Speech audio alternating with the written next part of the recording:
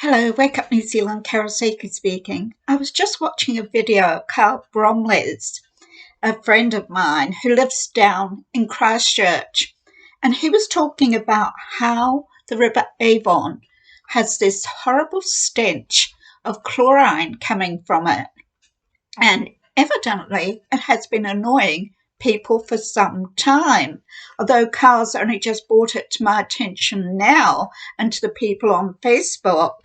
So non-elected bodies have the power of whether there is chlorine or fluoride in your water or not. So I decided after watching Carl's video that I'd do a bit of digging and researching myself to see what this is about. And I looked at the Christchurch Council report, and they said that they've got highly quality drinking water. There's nothing wrong with their drinking water. It's high quality. It's what they said. However, the council report they're using chlorine whilst updating water supply networks. But it just doesn't stop there. It's not a temporary thing. The central government's water regulator is Tamata Orawai, and it's declined an application by Christchurch Council for an exemption as to introducing chlorine in the water supply.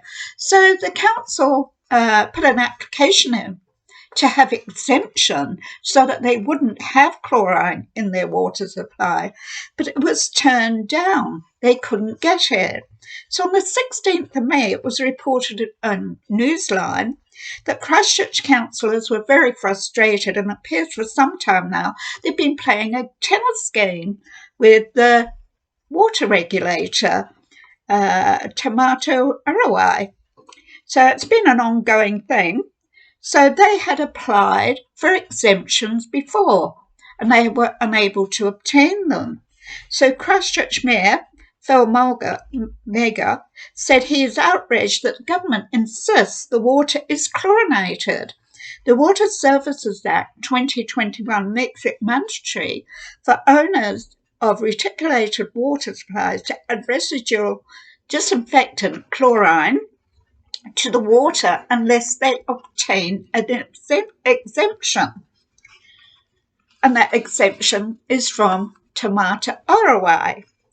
So he says we're being forced to chlorinate our water supply. We will fight and continue to fight and advocate for the people of Christchurch who felt the council have been led up the garden path by central government Tamata Orawai. Yes, they are a central government water regulator, a government, part of the central government.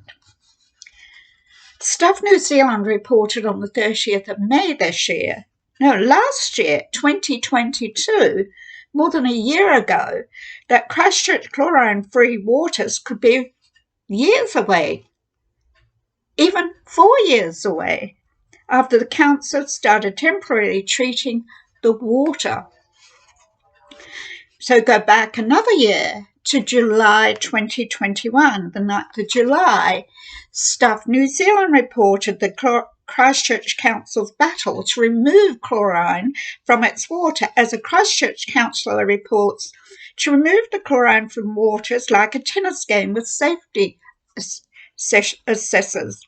At that time, they reported that hopes that Christchurch would be free of chlorine by that Christmas. That was Christmas 2021. There were hopes for that. Health authorities had refused to sign off a plan detailing the city's water supply, so it was non-transparent. Again, councillors were reported to be left frustrated, trying to completely remove the chlorine from Christchurch water supply. 13th of February, back another year, 2020, Christchurch councillors back to the drawing board. The tennis match was going on then with Tamata Orawai, central government water regulator of all water in New Zealand. Again, the government refers back to the 2016 Havelock North Caboblacter outbreak. They always go back to that. And there's still questions around that. So RNZ reported on the 22nd of May this year that Christchurch councillors want local government minister to help reverse water chlorination due to the water regulator mandating chlorine in the water in Christchurch water. It's now been reported that the work has been scoped by the Waters team and will be brought back to the council in future for consideration.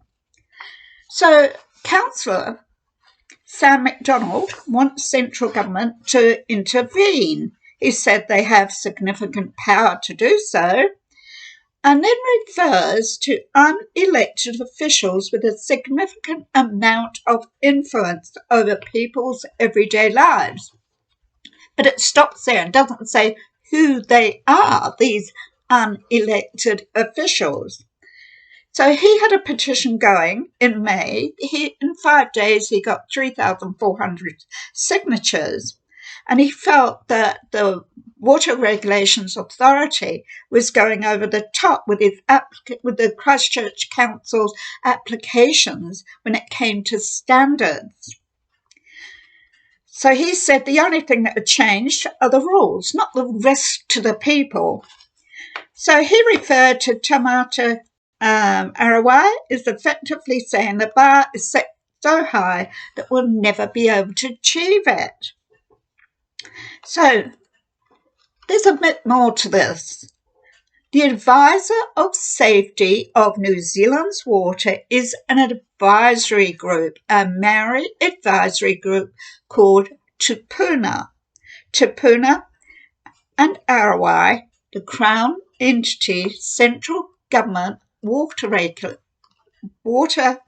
entity regulator, is in a strategic partnership with Tupuna, a non-elected entity. In 2022, the partnership of Tamata Arawai Board, Crown entity, New Zealand Water Regulator and Tupuna, the Regulator Maori Advisory Board, won the Deloitte's Award, documenting the governance arrangement is modelling how a strategic partnership is effectively built. So they say it's demonstrating its commitment to upholding Te Tiriti o Waitangi through its partnership with the Maori Advisory Group.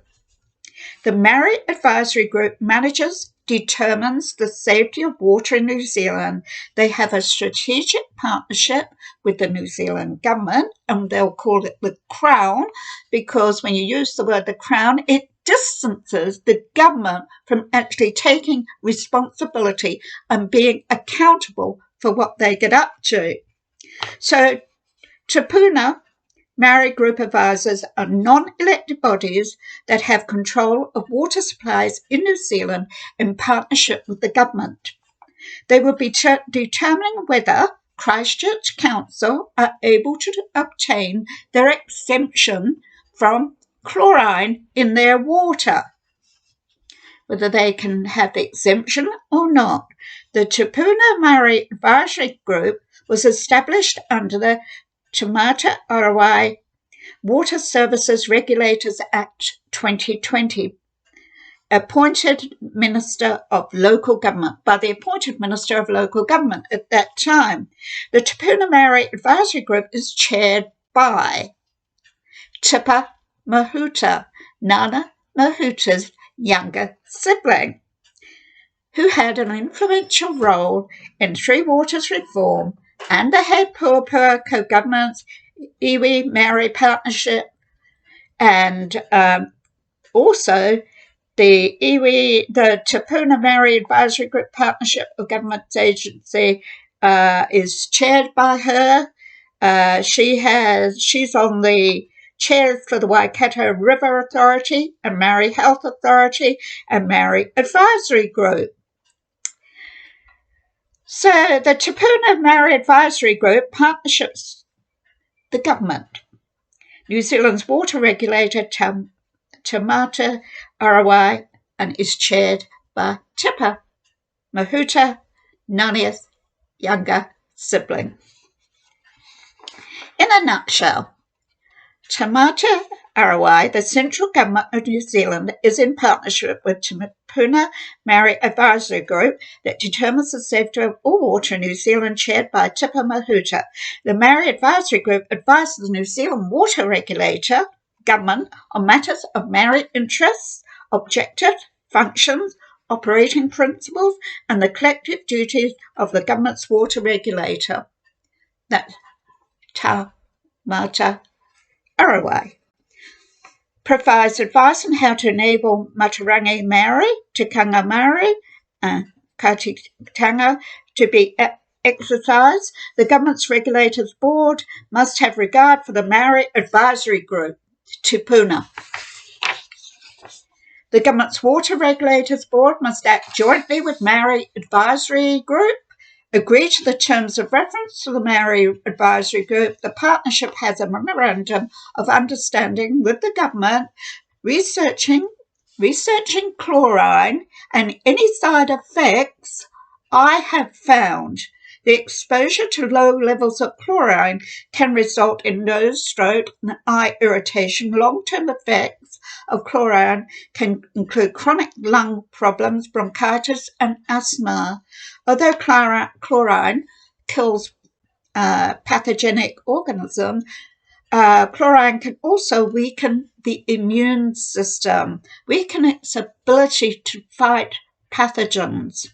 So a CDC report on the 7th of February 2023 stated most people will smell a noxious odour or feel irritation that indicates exposure to chlorine. Low levels of exposure for a long time may affect their ability to sense the chemical. When chlorine comes into contact with tissues like eyes, ears, throat, lungs, an acid is produced that can damage these tissues. Signs and symptoms vary depending on how the person is exposed to the amount of chlorine mass and the time of exposure. So they may get blurred vision, burning sensation in nose, throat, eyes, and lungs, coughing up white to pink tinged fluid that may be delayed for a few hours, and tightness in the chest. Difficulty in breathing, shortness of breath. These may appear immediately if high concentrations are inhaled. If not low concentrations, it may be delayed.